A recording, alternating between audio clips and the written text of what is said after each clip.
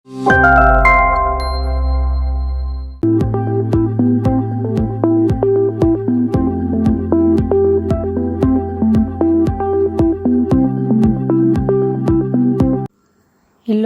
வணக்கம். நாம் இப்பொழுது கபீர்தாசர் எழுதிய தோஹாவை காணலாம். அவருடைய ஒவ்வொரு தோஹாவிலும் ஒவ்வொரு விஷயத்தை பற்றி குறிப்பிடுகிறார். நமது வாழ்க்கையின் முன்னேற்றத்திற்கு தேவையான விஷயங்களையும் கூறுகிறார். ஆன்ம முன்னேற்றத்திற்கு தேவையான விஷயங்களை பற்றியும் கூறுகிறார். இப்பொழுது நாம் அவருடைய தோஹாவை காணலாம். கபீர் நௌபத் ஆப்பனி தின் தஸ் லேஹு பஜாய், ஏ புர் பாட்டனே கலி பஹுரி ந தேக்கே ஆயி. என்ன சொல்கிறார் கபீர்? நௌபத், இந்த உலகம் ரொம்ப சீக்கிரம் அழியக்கூடியது. இந்த வாழ்க்கையும் கொஞ்சம் வருஷத்துக்கு உண்டானது தான். இப்போ நம்ம கொண்டாடுற கொண்டாட்டம் எல்லாமே சில வருடங்களுக்கு தான். இப்போது குழந்தையாக இருக்கும்போது இருக்கிற கொண்டாட்டம் இளைஞனாக இருக்கும்போது கிடையாது. இளைஞனாக இருக்கும்போது இருக்கிற கொண்டாட்டம் முதுமையில் கிடையாது. இந்த எல்லா கொண்டாட்டங்களுமே ஒரு நாளைக்கு நின்று போயிடும்.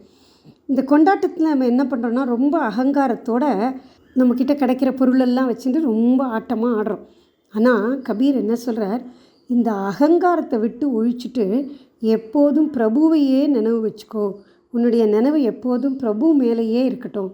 ஒரு தடவை இங்கேருந்து கிளம்பியாச்சுன்னா இந்த நகரம், தெரு, நம்மளோட வீடு எதுவுமே நம்மளோடது கிடையாது. எதுவுமே நமக்கு கிடைக்காது. நம்ம சொல்கிறோம், இது என்னோடய வீடு, நான் சொந்தமாக வீடு வாங்கிட்டேன், இது என்னோடய வீடு, இந்த தெரு தெரியுமா, எங்கள் தாத்தாவோட முப்பாட்டனோட பேரை வச்சுருக்காங்க, இப்படின்னு ரொம்ப பெருமையாலாம் சொல்கிறோம். ஆனால் இது எதுவுமே நிரந்தரமே இல்லை. இந்த கேளிக்கை, கொண்டாட்டம் எல்லாமே அர்த்தமற்றது. ஆனால் நம்ம என்ன நினைக்கிறோம்? இதெல்லாம் தான் நிரந்தரம் அப்படின்னு நினச்சிட்டு இந்த உலக வாழ்க்கை, அதான் இந்த மாயையில் விழுந்து விழுந்து எழுந்துட்டுருக்கோம். ஆனால் இந்த வாழ்க்கை எதுக்காக நம்ம வாழ வந்திருக்கோம்னா, எப்போதும் கடவுளை நினைவுபடுத்திட்டு நம்ம எங்கேருந்து வந்தோமோ திரும்ப அங்கேயே போகணுங்கிறதுக்காக தான் நம்ம இந்த உலகத்துக்கு வந்தோம். ஆனால் அதை மறந்துடுறோம்.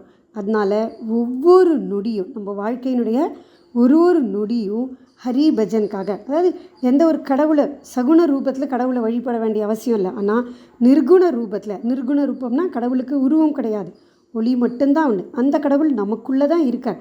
அப்போ அந்த இறைவனை நினைக்கிறதுக்காகவே ஒரு நிமிடமும் ஒரு க்ஷணமும் செலவிடணும். அதை விட்டுட்டு இந்த உலக கேளிக்கைகளுக்காக, இந்த உலக கொண்டாட்டத்துக்காக, நிரந்தரமே இல்லாத இந்த வாழ்க்கைக்காக உங்களோட நேரத்தெல்லாம் செலவு பண்ணாதீங்க அப்படின்னு கபீர்தாசர் நம்மளுக்கு அறிவுரை கூறுறார். அவருடைய தோஹாவையும் அதன் அர்த்தத்தையும் உங்களுடன் பகிர்வதில் மிகவும் மகிழ்ச்சி அடைகிறேன். எனக்கு இந்த வாய்ப்பை அளித்த அனைவருக்கும் மிக்க நன்றியை தெரிவித்துக் கொள்கிறேன்.